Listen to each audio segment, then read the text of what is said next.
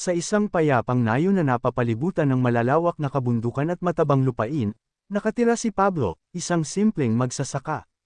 Sa buong buhay niya, walang ibang alam si Pablo kundi ang magsaka at mag-alaga ng kanyang maliit na bukirin. Mahirap ang buhay, ngunit masaya siya sa kanyang simpleng pamumuhay kasama ang kanyang asawang si Aling Marta at ang kanilang anak na si Miguel.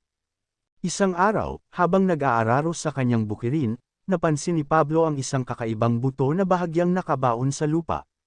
Hindi ito tulad ng karaniwang buto ng mga prutas o halaman na kanyang itinatanim. Kumislap ito sa ilalim ng araw, tila may misteryosong liwanag na bumabalot dito. Napaisip si Pablo, ano kaya ang butong ito? Dahil sa kanyang pagkamangha, dinala niya ang buto sa kanyang asawa. Marta, tingnan mo ito. Ngayon lang ako nakakita ng ganitong klaseng buto. Pinagmasdan ito ni Marta at sinabing, mukhang kakaiba nga, Pablo. Subukan mong itanim. Baka isang pambihirang halaman ang tumubo mula rito. Hindi nag-aksaya ng oras si Pablo. Pinili niya ang pinakamainam na bahagi ng kanyang lupa at maingat niyang itinanim ang mahiwagang buto. Diniligan niya ito araw-araw at inalagaan ng may buong sigasig. Lumipas ang ilang araw, at isang umaga, napansin ni Pablo ang isang maliit na usbong na sumisilip mula sa lupa. Napangiti siya, mukhang mabubuhay ang buto, sabi niya sa sarili. Sa loob lamang ng ilang linggo, ang halaman ay lumaki ng napakabilis. Mas mabilis kaysa sa kahit anong halaman na nakita niya. Ang tangkay nito ay matibay, at ang mga dahon nito ay matingkad na berde na parang kumikinang. Di nagtagal, namulaklak ang mahiwagang halaman. At sa paglipas ng ilang araw, nagbunga ito ng isang prutas na hindi pa niya nakikita sa buong buhay niya, isang gintong prutas na tila kumikinang sa liwanag ng araw. Nanlaki ang mga mata ni Pablo sa kanyang natuklasan. Hindi ako makapaniwala, ginto ang bunga ng halamang ito. Tuwang-tuwa niyang ipinakita ito kay Marta at Miguel. Nagulat din ang kanyang pamilya. Napakahiwaga nito, Pablo, sabi ni Marta. Ano kaya ang maaaring gawin natin sa prutas na ito? Nagdesisyon silang ilihim muna ang kanilang natuklasan. Ngunit sa isang maliit na nayon na puno ng mausisa at tsismoso, hindi nagtagal ay kumalat ang balita tungkol sa mahiwagang puno na namumunga ng ginto. Nakarating ang balita sa mga mayayamang negosyante, sa mga dayuhan, at sa wakas, sa mismong hari ng kaharian. Nang mabalitaan ito ng hari, agad siyang nagpadala ng mga tauhan upang siyasatin ang pambihirang puno ni Pablo. Hindi pa alam ni Pablo na sa likod ng kanyang simpleng pagsasaka, may darating na matinding pagsubok na susubok sa kanyang katatagan, prinsipyo, at pagmamahal sa kanyang pamilya. Hindi nagtagal, naging usap-usapan sa buong nayon ang mahiwagang punong namumunga ng gintong prutas. Kahit anong sikap ni Pablo at ng kanyang pamilya na ilihim ang tungkol dito, mabilis na kumalat ang balita. Sa bawat sulok ng pamilihan, sa bawat umpukan ng mga magsasaka, at kahit sa loob ng mga tahanan, hindi matigil ang usapan tungkol sa puno ni Pablo. Hindi maaaring totoo yan, bulalas ng isang matandang magsasaka.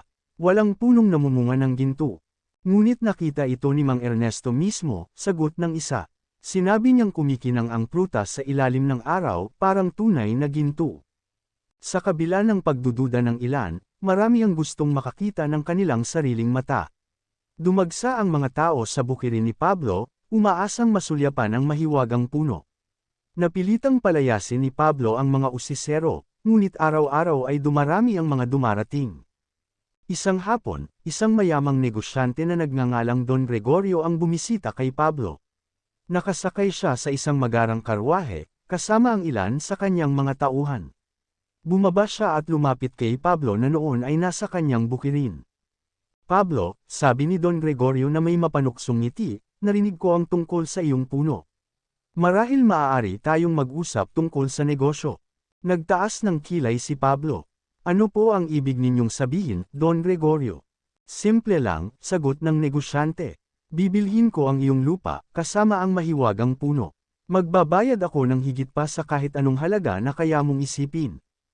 Nagulat si Pablo. Hindi niya kailanman naisip na ipagbili ang kanyang lupa, lalo na ang punong kanyang inalagaan. Pasensya na po, Don Gregorio, pero hindi ko po ipinagbibili ang lupa ko. Dito po ako lumaki, dito ko pinalalaki ang aking pamilya. Nakangiting tumanggo si Don Gregorio, ngunit may kakaibang ningning sa kanyang mga mata. Naiintindihan kita, Pablo, ngunit tandaan mo ito, ang ginto ay maaaring magdala ng kayamanan, ngunit maaari rin itong magdala ng kapahamakan. Huwag kang masyadong magpakakampan. Matapos ang pag-uusap nilang iyon, umalis si Don Gregorio, ngunit may masamang kutob si Pablo. Ang balita sa palasyo, habang patuloy ang pagdagsa ng mga tao sa kanyang bukirin, isang araw ay dumating ang isang mensahero mula sa kaharian. May dala itong liham mula sa mismong hari. Pablo ng nayo ng San Isidro, binasa ng mensahero, ang aming mahal na hari ay nabalitaan ang tungkol sa iyong mahiwagang puno. Bilang hari ng kaharian, siya ay may karapatang siyasatin ang anumang bagay na may kinalaman sa kayamanan ng bayan.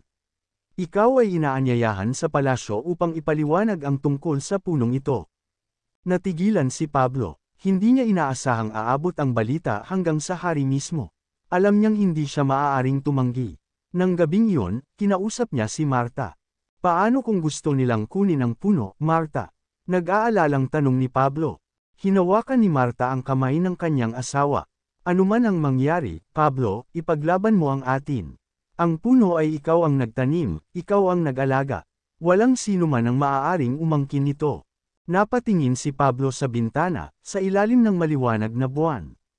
Alam niyang isang malaking pagsubok ang darating, at kailangan niyang maging matatag para sa kanyang pamilya. Kinabukasan, maagang nagising si Pablo upang maghanda sa kanyang paglalakbay patungo sa palasyo. Isinuot niya ang kanyang pinakamalinis na barong at pantalon, bagay na bihira niyang gawin sapagkat mas sanay siya sa simpleng kasuotan ng isang magsasaka. Habang hinahanda niya ang kanyang sarili, lumapit si Marta at inabot sa kanya ang isang maliit na baunan na may tinapay at tubig. Pablo, mahina ngunit may halong pag-aalalang sabi ni Marta, maging maingat ka. Hindi natin alam kung ano ang balak ng hari. Huwag kang basta-basta papayag sa kung ano man ang ipipilit nila. Tumanggo si Pablo at niyakap ang asawa. Huwag kang mag-alala, Marta. Ipaglalaban ko ang atin. Pagkatapos ay lumuhad siya sa harap ng kanilang anak na si Miguel at hinaplos ang buhok nito. Magpakabait ka habang wala ako, anak. Naghintay siya sa harap ng kanilang bahay hanggang sa dumating ang mga sundalong ipinadala ng hari upang siya'y sunduin. Sakay ng isang karwaheng kahoy na hila ng 2 kabayo, nagsimula ang mahabang biyahe ni Pablo patungo sa palasyo. Sa loob ng karwahe, tahimik si Pablo habang binabaybay nila ang maalikabok na daan. Sinusubukan niyang huwag ipahalata ang kanyang kaba. Hindi niya alam kung ano ang naghihintay sa kanya sa palasyo. Napansin ito ng isang sundalo na nakaupo sa tapat niya. Mukhang nag-aalala ka, magsasaka, wika nito. Tumingin si Pablo sa sundalo at nginitian ito ng bahagya. Sino ba naman ang hindi mag-aalala kung bigla siyang ipapatawag ng hari? Sagot niya. Tumawa ang sundalo. Huwag kang masyadong matakot. Ang hari ay matalino at makatarungan. Ngunit totoo rin na wala siyang pinalalagpas na kayamanang maaaring mapunta sa kaharian. Lalong lumalim ang pag-iisip ni Pablo sa narinig. Alam niyang hindi basta-basta ang kanyang sitwasyon. Ang palasyo. Makalipas ang ilang oras, narating nila ang napakalaking palasyo. Noon lang siya nakakita ng ganoong karangyan, mga malalaking haligi, gintong palamuti, at isang malawak na hardin na punong-puno ng magagandang bulaklak. Pagpasok sa palasyo, dinala siya sa isang malawak na bulwagan kung saan naruroon ang hari, si Haring Alfonso III. Siya ay isang matikas na lalaki na may mahaba at puting balbas, suot ang isang pulang balabal na may berdang ginto. Sa kanyang tabi ay naroon ang ilang maharlika at tagapayo. Pablo ng San Isidro, malalim ang tinig ng hari habang nakatingin sa kanya. Narinig ko ang tungkol sa iyong mahiwagang puno. Yumuko si Pablo bilang tanda ng paggalang. Opo, mahal na hari. Ngumiti ang hari, ngunit sa likod ng kanyang mga mata ay may matinding interes. Sabihin mo sa akin, totoo bang namumunga ng ginto ang punong ito? Tumanggo si Pablo. Opo, mahal na hari. Isa po itong karaniwang buto na itinanim ko, ngunit nagdulot ito ng pambihirang bunga. Napatingin ang mga maharlika sa isa't isa, halatang nagulat sa kumpirmasyon ni Pablo. Ang iba ay tila hindi makapaniwala, habang ang iba naman ay halatang sabik sa kayamanang maaaring idulot ng puno. Kung gayon, patuloy ng hari, nais kong makita ang puno na ito. Bukas, ako at ang aking mga tauhan ay pupunta sa iyong bukirin upang personal itong masaksihan. Natigilan si Pablo. Hindi niya inasahan na mismong ang hari ang pupunta sa kanyang tahanan. Alam niyang wala siyang magagawa kundi sumang-ayon. Gagawin ko po ang inyong kahilingan, mahal na hari, sagot niya, bagamat may pag-aalinlangan sa kanyang puso. Habang inihahatid siya palabas ng palasyo, hindi mapigilan ni Pablo ang pag-iisip. Ano ang mangyayari kapag nakita ng hari ang puno? Kunin kaya ito ng kaharian? Paano kung hindi na siya payagang makabalik sa kanyang tahanan? Sa kanyang pagbabalik sa San Isidro, alam niyang may malaking pagsubok na naghihintay sa kanya. Kinabukasan, nagising si Pablo sa unang sinag ng araw. Hindi niya alam kung dapat ba siyang matuwa o matakot sa pagdating ng hari at ng kanyang mga tauhan. Sa kanyang dibdib ay bumibigat ang kaba, paano kung kunin ng hari ang kanyang puno? Habang nag-aalmusal sila ni Marta at Miguel, hindi maiwasan ng kanyang asawa na ipahayag ang kanyang pag-aalala. Pablo, ano ang balak mong gawin kung nais nilang angkinan ang puno?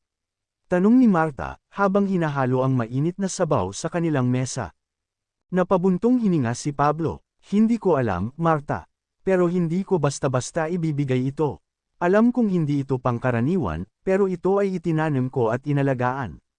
Hindi dapat basta na lang kunin ng kahit sino. Yamakap si Miguel sa kanyang ama. Itay, sana huwag nilang kunin ang puno natin. Napangiti si Pablo at hinaplos ang ulo ng anak. Gagawin ko ang lahat para protektahan ang atin, anak.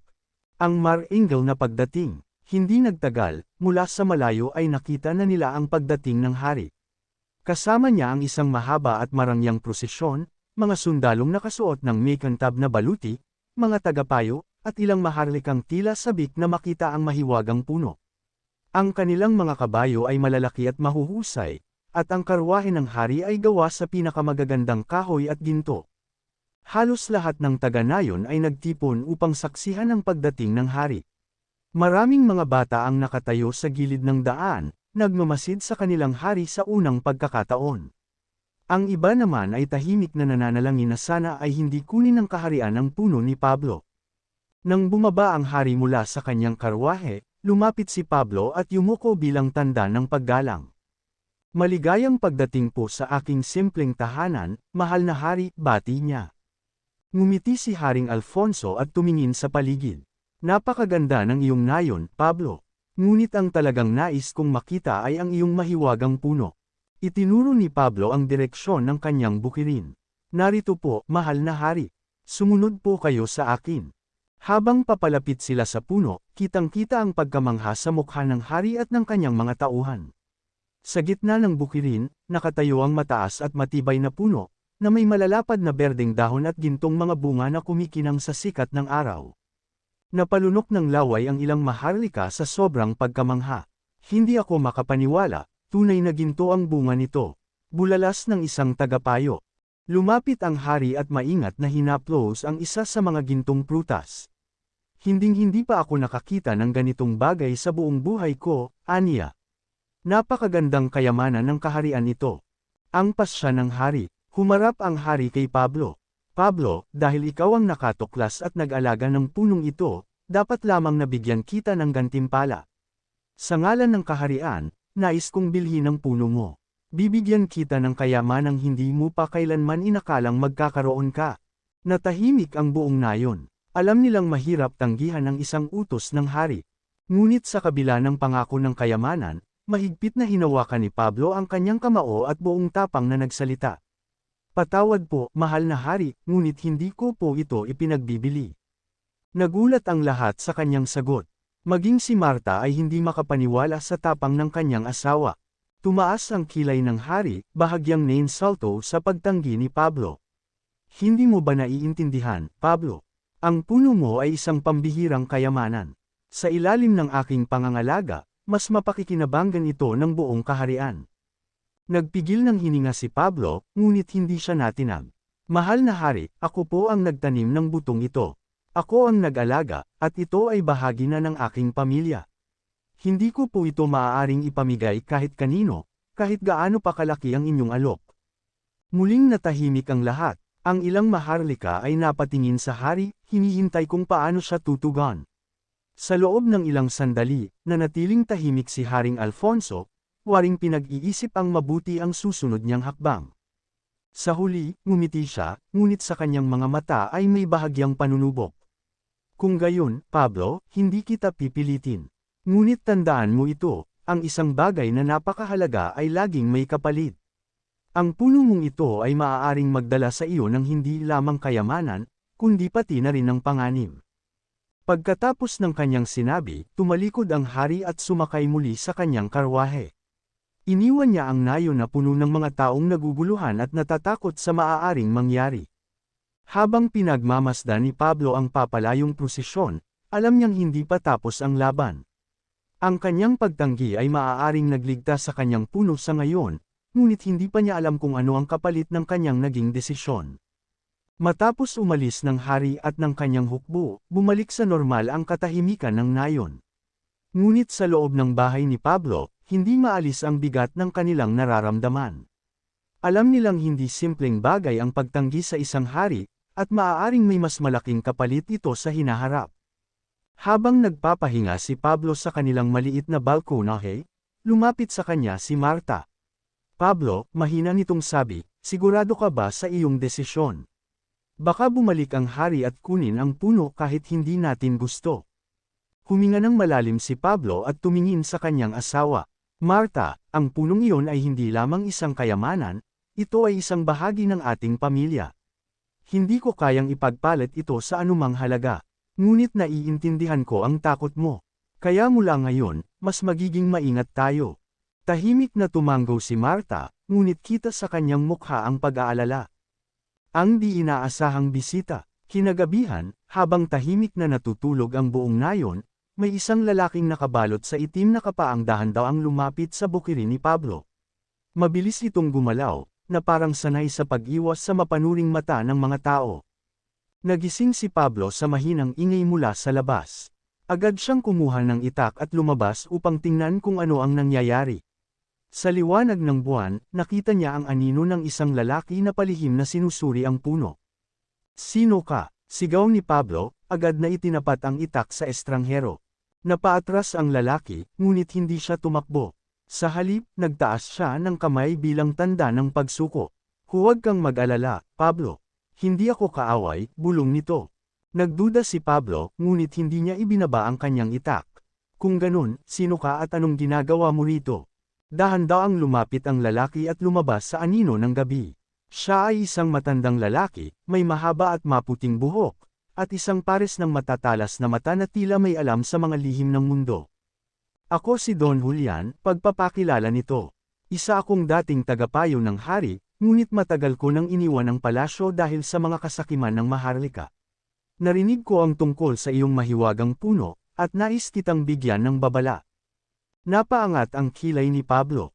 "Babala," tumanggo si Don Julian. Ang hari ay maaaring umalis na, ngunit hindi nangangahulugang tapos na ang kanyang interes sa iyong puno.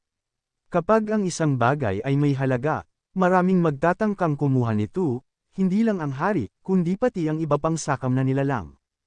Nanlamig si Pablo sa narinig. "Ano ang dapat kong gawin?" Tumingin si Don Julian sa gintong prutas na nakabitin sa sanga ng puno. "Kailangan mong protektahan ito. Ang punong ito ay may kapangyarihan. Hindi lang ito basta nagbibigay ng gintong prutas. May mas malalim na lihim ang puno mo, at kapag napunta ito sa maling mga kamay, maaaring magdala ito ng kapahamakan." Lalong lumalim ang pag-aalala ni Pablo. Anong klaseng kapahamakan? Huminga ng malalim si Don Julian bago sumagot. May isang sinaunang alamat tungkol sa isang puno na may kapangyarihang gumawa ng kayamanan mula sa wala. Ngunit ang sinumang aabusuhin ng kapangyarihan nito ay isinusumpa ng tadhana. Hindi ko alam kung ang puno mong ito ay konektado sa alamat na iyon. Ngunit isang bagay ang sigurado, marami ang mag-aagawan dito, at hindi lahat ng darating ay may mabuting intensyon. Ang pagtatanggol sa puno. Napaisip si Pablo sa mga sinabi ng matanda. Alam niyang hindi na niya maaaring ipagwalang bahala ang panganib na paparating. "Anong maipapayo mo sa akin, Don Julian?" tanong ni Pablo. Naglabas ng isang maliit na supot ng pulbo si Don Julian mula sa kanyang kasuotan at iniabot ito kay Pablo. Ito ay isang espesyal na halo ng mga halamang ginagamit upang gawing hindi kapansin-pansin ang isang bagay. Ihalo mo ito sa tubig at ice spray sa iyong puno tuwing gabi. Makakatulong ito upang itago ang gintong kinang ng mga bunga nito. Tinanggap ni Pablo ang supot at muling tumingin kay Don Julian. Salamat sa tulong mo. Hindi ko alam kung paano kita mababayaran. Ngumiti ang matanda. Ang kabutihan ay hindi kailangang bayaran, Pablo. Basta't tandaan mo, maging handa ka. Hindi lang ang hari ang magbabalik, kundi pati ang mga nilalang na sakam sa kapangyarihan. Matapos ang usapang iyon, naglaho si Don Julian sa dilim ng gabi. Naiwan si Pablo na may mabigat na pasanin sa kanyang puso. Alam niyang mula sa gabing iyon, ang buhay niya at ng kanyang pamilya ay hindi na magiging tulad ng dati. Matapos ang babala ni Don Julian, sinunod ni Pablo ang payo ng matanda. Tuwing gabi, maingat niyang hinahalo ang pulbos sa tubig at inispray sa buong puno. Hindi nagtagal, napansin niyang unti-unting nawawala ang kinang ng gintong prutas. Mula sa malayo, mistulang karaniwang puno lamang ito. Ngunit hindi pa rin mapawi ang kaba ni Pablo. Alam niyang darating ang araw na may susubok kumuha ng puno, at hindi niya alam kung paano niya ito maipagtatanggol ng mag-isa. Ang mga estrangherong dumating. Isang gabi, habang mahimbing na natutulog si Pablo at ang kanyang pamilya, isang mahinang kaluskos ang pumukaw sa kanyang pandinig. Agad siyang bumangon at kinuha ang kanyang itak. Dahan-dahan siyang lumabas ng bahay at nakita ang ilang anino na gumagalaw sa kanyang bukirin. Tatlong lalaki, nakasuot ng maitim na damit at may dalang sako, ang palihim na papalapit sa kanyang puno. Halatang may masama silang balak. "Hoy! Anong ginagawa niyo riyan?" Sigaw ni Pablo, sabay taas ng kanyang itak. Nagulat ang mga lalaki at mabilis na tumakbo papalayo. Ngunit hindi hinayaan ni Pablo na makaligtas sila ng ganoon lang. Mabilis niyang hinabol ang isa sa kanila at nahawakan ang likod ng damit nito. "Ay, bitawan mo ako!" Sigaw ng lalaki habang nagpupumiglas. Ngunit matibay ang pagkakahawak ni Pablo. "Sino kayo? Sino ang nag-utos sa inyo?" Hindi sumagot ang lalaki, ngunit nang isampa ni Pablo ang kanyang itak sa balikat nito bilang banta, natakot ito at nagpakilala. "Ako si Raul. Isa lang akong inutusan, hindi ko gustong gawin ito." "Sinong nag-utos sa inyo?" mariing tanong ni Pablo. Lumingon si Raul sa paligid, halatang takot na baka may ibang makarinig. "Si Don Gregorio, ang mayamang negosyante sa bayan. Narinig niyang tinanggihan mo ang alok ng hari kaya gusto niyang mauna. Sabi niya, kung hindi makuha ng hari ang puno, siya dapat ang makinabang." Nagpanteng ang tainga ni Pablo. "Kaya gusto niyang nakawin ito sa akin." Tumango si Raul. "Oo, wala siyang pakialam kung paano, basta makuha niya ito." Binitiwan ni Pablo si Raul. "Umalis na kayo dito bago ko pa kayo dalhin sa mga awtoridad." Wala nang nagawa si Raul kundi tumakbo palayo, kasunod ang kanyang dalawang kasama. Nang makalayo na sila, bumantong hininga si Pablo. Alam niyang hindi lang ito ang unang pagtatangka, at kung nagpadala ng mga magnanakaw si Don Gregorio, maaaring mas malakas ang susunod na susubok kumuha ng kanyang puno. Ang desisyon ni Pablo. Kinabukasan, agad niyang kinausap si Marta tungkol sa nangyari. "Hindi naligtas ang puno rito, Marta," seryosong sabi ni Pablo. "Kung nanakawin nila ito, baka isang araw, magising na lang tayo na wala na ito." "Ano ang balak mong gawin, Pablo?" nag-aalalang tanong ni Marta. Napatingin si Pablo sa kanilang bukirin. "Kailangan nating gumawa ng paraan upang hindi na nila ito mahanap. Kung kinakailangan, itatago ko ang puno." Naguluhan si Marta. "Paano mo naman magagawa iyon?" Hindi pa alam ni Pablo ang sagot. Ngunit isa lang ang sigurado niya, hindi niya hahayaang mapasakamay ng iba ang mahiwagang puno, gaano man kahirap ang kailangan niyang gawin. Matapos ang pagtatangka ng mga tauhan ni Don Gregorio na nakawin ang puno, alam ni Pablo na wala na siyang oras para maghintay. Kailangan niyang gumawa ng paraan upang maprotektahan ito bago pa may mas malakas at mas mapanganib na kalaban na dumating. Ang pagtitipon sa nayon. Kinabukasan, tinipon ni Pablo ang ilan sa kanyang pinagkakatiwalaang kaibigan at kapitbahay sa nayon. Kasama si Mang Ernesto, isang matandang magsasaka na may malawak na karanasan sa lupa. Si Cardo, ang panday na may malakas na bisig, at si Lito, isang matalinong binata na mahilig sa mga kakaibang imbensyon. Nasa panganib ang puno, panimula ni Pablo. Hindi lang ang hari ang may gusto nito, kundi pati na rin ang ilang mayayamang negosyante. Kung hindi natin ito mapoprotektahan, baka tuluyan na itong mawala sa atin. Nagkatinginan ang mga lalaki. Ano ang gusto mong gawin, Pablo? Tanong ni Mang Ernesto. Huminga ng malalim si Pablo bago nagsalita. Kailangan nating itago ang puno. Hindi ko pa alam kung paano, pero hindi pwedeng manatili ito rito kung madali itong makita ng mga may masamang balak. Napaisip si Lito, kung gusto nating itago ito, may dalawang paraan lang, ilipat natin ito sa ibang lugar o gawing imposible para sa iba na makita ito. Naisip ko ring ilipat ang puno, sagot ni Pablo, pero paano natin ito magagawa nang hindi ito namamatay? Nagtaas ng kamay si Mang Ernesto. Matagal na akong nagtatanim ng mga puno, at may alam akong paraan upang mailipat ito nang hindi namamatay. Kailangan lang nating hukayin ito ng may kasamang lupa sa paligid ng ugat upang hindi ito mabigla. Ngumiti si Pablo, kung ganun, maghahanda tayo ngayong gabi. Ililipat natin ang puno bago pa bumalik ang mga magnanakaw. Ang lihim na paghuhukay. Pagdating ng dilim, nagsimula silang maghukay ng walang ingay. Sinigurado nilang hindi madyay gising ang ibang tao sa nayon, upang maiwasan ang posibilidad na may magbunyag ng kanilang plano. Habang unti-unting hinuhukay ang paligid ng puno, pinapanatili ni Mang Ernesto na buo ang pangunahing ugat nito. Matagal ang proseso, ngunit sa tulong ni Cardo at ng kanyang mga kagamitan, naging mas madali ang trabaho. Matapos ang halos 4 na oras ng pagtatrabaho, sa wakas ay naiangat nila ang puno. Dahan-dahan nila itong dinala sa isang lihim na lokasyon, sa loob ng isang maliit na kagubatan sa likod ng nayon, kung saan hindi ito madaling makita ng sinuman. Doon, muling itinanim ni Pablo ang puno at siniguradong maayos ang posisyon nito. Pagkatapos, gamit ang natitirang pulbos na ibinigay ni Don Julian, tinakpan niya ang puno ng isang mahika na lalong magpapahirap sa sinuman na makita ito. Ang pangamba ni Marta. Nang bumalik si Pablo sa bahay, gising pa rin si Marta, naghihintay sa kanya. Nagawa niyo ba? Tanong nito, puno ng pag-aalala. Tumango si Pablo at naupo sa tabi niya. Oo, nailipat na namin ang puno. Mas ligtas na ito ngayon. Pero kahit naroon na ang puno sa isang mas ligtas na lugar, hindi mapawi ang kaba sa puso ni Pablo. Alam niyang hindi magtatapos doon ang interes ng hari at ng ibang mayayaman. Ano ang susunod nilang gagawin kapag nalaman nilang nawala ang puno?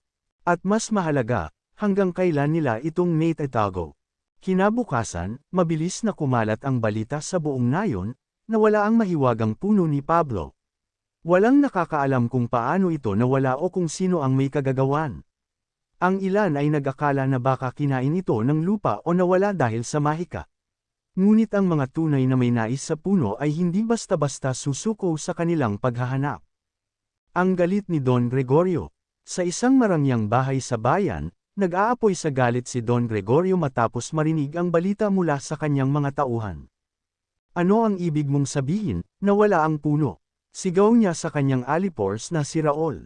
Wala na po ito, Don Gregorio. Pagbalik namin sa bukirin ni Pablo, wala na roon ang puno. Hinukay siguro nila at itinago sa kung saan. Paliwanag ni Raul, takot na takot. Pinaglaruan ni Don Gregorio ang kanyang gintong singsing bago huminga ng malalim. Kung akala ni Pablo na matatakasan niya ako, nagkakamali siya. Hindi ko hahayaang mawala sa akin ang ganyang kayamanan. Itinaas niya ang kanyang kamay, senyales upang ipatawag ang kanyang mga tauhan. Gamitin ninyo ang lahat ng paraan para hanapin ang punong iyon. Huwag kayong titigil hanggat hindi nyo ito natutunton. Ang pagbabalik ng hari. Habang si Don Gregorio ay abala sa pagpapahanap sa puno, isang mas malaking banta ang muling bumalik sa nayon, ang hari at ang kanyang hukbo. Pagdating ni Haring Alfonso, hindi siya bumaba sa kanyang karwahe. Sa halip, tumingin siya mula sa kanyang upuan patungo sa bukirin ni Pablo. Nang makita niyang wala na ang puno, bumaba ang kanyang tingin kay Pablo na nakatayo sa harap ng kanyang bahay. Pablo, malamig na tinig ng hari, nasaan ang puno? Yumuko si Pablo bilang tanda ng paggalang, ngunit hindi siya natinag. Mahal na hari, hindi ko po alam kung anong nangyari. Pag-aisang ko isang umaga, nawala na po ito. Tinitigan siya ng hari, tila sinusubukang basahin kung nagsisinungaling siya. Isang puno na nagbubunga ng ginto ay hindi basta na lamang nawawala, Pablo. Nagtayuan ang mga taga-Nayon, nanunood sa harapan ng bahay ni Pablo. Lahat sila ay takot sa maaaring mangyari. Kung hindi mo ito ibinigay sa akin noon, maaaring napilitan ka ng ibigay ito sa iba, dagdag ng hari. Hindi po, mahal na hari, sagot ni Pablo, pilit na pinapanatili ang kanyang kumpiyansa. Wala akong ibinigay kanino man. Tahimik na pinagmasdan ng hari si Pablo bago siya muling nagsalita. Kung ganoon, maghahanap ako ng sagot. Sa sandaling malaman kong nagsisinungaling ka, Pablo, matinding parusa ang ipapataw ko sa iyo. Muli siyang sumakay sa kanyang karwahe at nagbigay ng utos sa kanyang mga sundalo. Hukayin ang buong nayon kung kinakailangan. Hanapin ang punong iyon. Nagsimulang kumalat ang takot sa buong nayon. Ang mga sundalo ng hari ay nagsimulang maghalughog, tinatanong ang mga tao, naghahanap ng anumang bakas kung nasaan ang puno. Ang sikreto ng nayon, nagtago si Pablo sa kanyang kamalig, iniisip kung paano niya mapapanatili ang kanyang lihim. Alam niyang hindi magtatagal bago may makaalam ng katotohanan. Maya-maya, biglang pumasok si Mang Ernesto, si Cardo, at si Lito, ang kanyang mga pinagkakatiwalaang kaibigan. Pablo, wala pa silang alam, pero hindi magtatagal at may mahuhuli silang ebidensya, bulong ni Mang Ernesto. Kailangan nating mag-ingat, dagdag ni Cardo. Kung may magsumbong, tapos na tayo. Nag-isip si Pablo, wala tayong ibang magagawa kundi manatiling tahimik. Hanggat walang nagsasalita, hindi nila malalaman kung nasaan ang puno. Nang gabing iyon, tahimik ang buong nayon, ngunit ramdam ang tensyon sa hangin.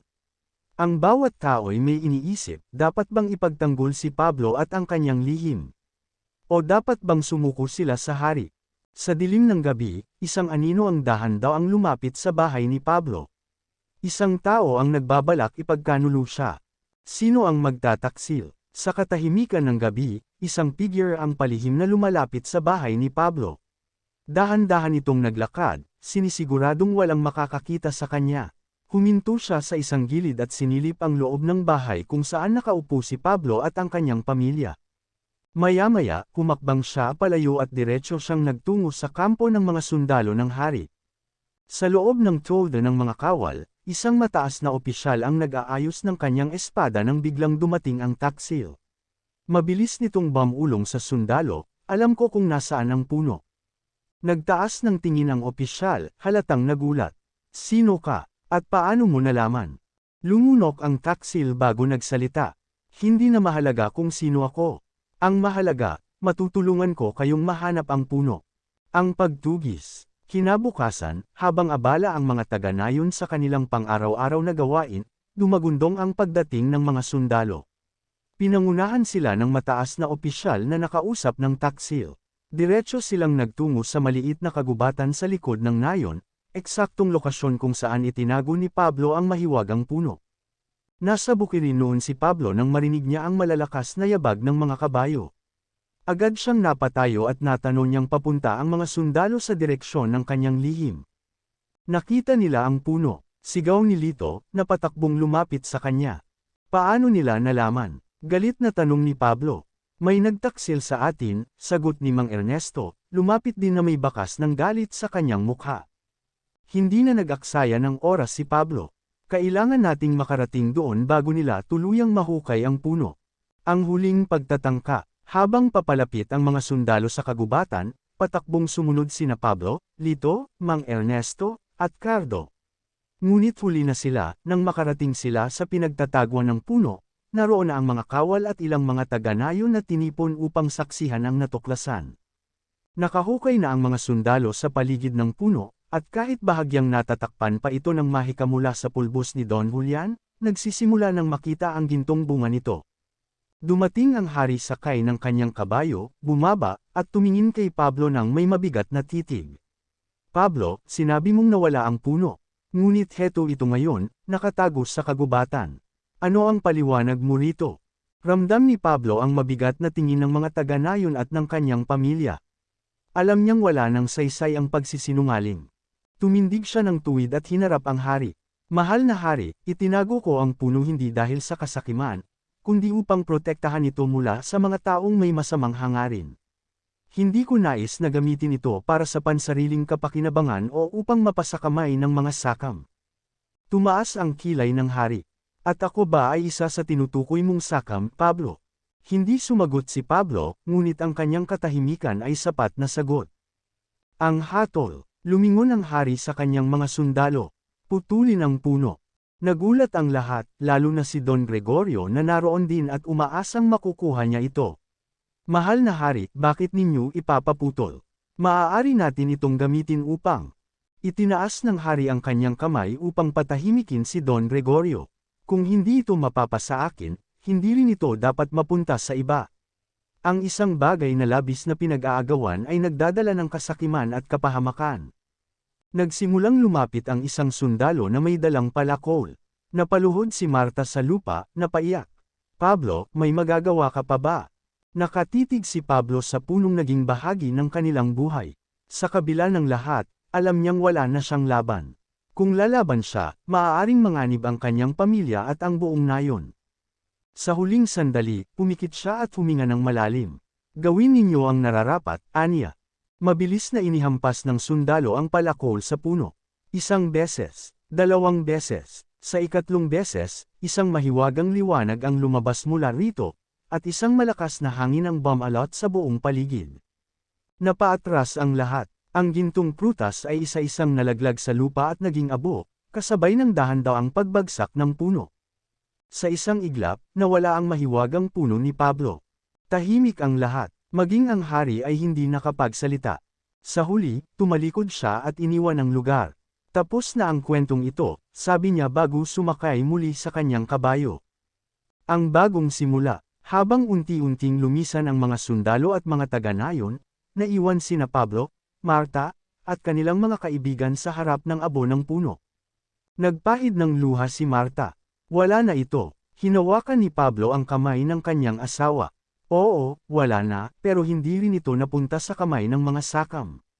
Lumapit si Mang Ernesto at pinisil ang balikat ni Pablo. Ginawa mo ang tama. Tumangala si Pablo sa langit. Alam niyang tapos na ang yugto ng kanilang buhay na puno ng pag-aagawan at panganib. At kahit nawala na ang mahiwagang puno, nanatili ang isang mahalagang aral, ang tunay na kayamanan ay hindi nasusukat sa ginto, kundi sa kapanatagan at kalayaan mula sa kasakiman. Matapos ang pagbagsak ng mahiwagang puno, bumalik sa dating katahimikan ang nayon. Ngunit kahit wala na ang puno, alam ni Pablo na nag-iwan ito ng malalim na sugat sa kanilang buhay, at isang aral na hindi niya malilimutan. Ang pag-alis ng hari. Makalipas ang ilang araw, bumalik si Haring Alfonso sa kanyang palasyo. Sa kabila ng lahat, hindi niya nagawang makuha ang mahiwagang puno, ngunit natutunan niyang hindi lahat ng kayamanan ay maaaring mapasakamay ng isang makapangyarihang tao. Bago siya umalis, kinausap niya si Pablo sa huling pagkakataon. Hindi ako isang masamang hari, Pablo, aniya. Ngunit minsan, ang kapangyarihan ay nagpapadilim sa paningin ng isang tao. Iginagalang ko ang iyong katapatan sa iyong paniniwala. Dahil dito, hindi kita parurusahan. Napabuntong hininga si Pablo. Maraming salamat, mahal na hari. Ngumiti ang hari ng bahagya. Sa halip, gusto kong bigyan ka ng isang bagay na maaaring makatulong sa iyo. Naglabas siya ng isang supot ng pilak at iniabot ito kay Pablo. Gamitin mo ito upang magsimula muli. Ngunit maingat na tinulak ni Pablo pabalik ang supot. Patawad po, mahal na hari, ngunit hindi ko po matatanggap ito. Ang mahalaga sa akin ay hindi ang pilak o ginto, kundi ang payapang buhay kasama ang aking pamilya at mga kaibigan. Tahimik na tumango ang hari, tanda ng paggalang sa desisyon ni Pablo. Kung ganoon, hangad ko ang iyong kapayapaan. At sa huling pagkakataon, umalis ang hari, dala ang isang bagong pangunawa tungkol sa tunay na halaga ng kayamanan.